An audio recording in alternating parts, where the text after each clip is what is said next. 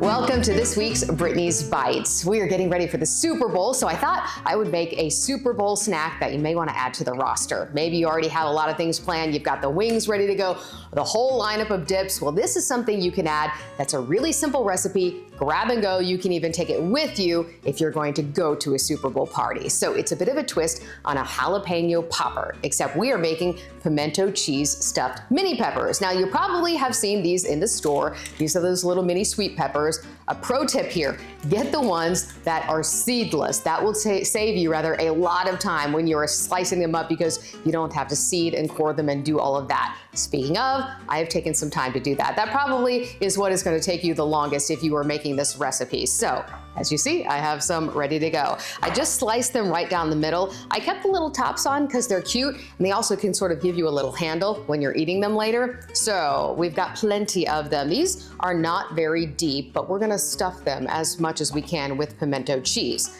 Now, perhaps I have committed a cardinal sin here in the South. I bought my pimento cheese at the store. I did not make it, but this kind is really good. So it works and it's easy, especially if you're making a whole lot of other things at the same time. Now there are a couple of varieties. I'm sure you're not surprised to hear that I got the one that has jalapeno with it. You don't have to do that. Again, these are mini sweet peppers, so they're not spicy. You can get this not spicy as well. Just ooey gooey goodness once we pop it in the oven. And speaking of, we have the oven preheating right now to 400 degrees. So I'm gonna start getting these prepped and I'll show you. It's really as simple as taking a spoon and scooping out about as much as you can put in here. You don't want it too overflowing because we're gonna add one more thing before we pop them in the oven. So this looks pretty good for this one. I wanna make sure I have all the nooks and crannies filled with that wonderful pimento cheese. All right, got that one, good to go. Now it'll take me, I don't know, about an hour to stuff the rest of them, and then we'll come back and show you what we're gonna do before we put them in the oven.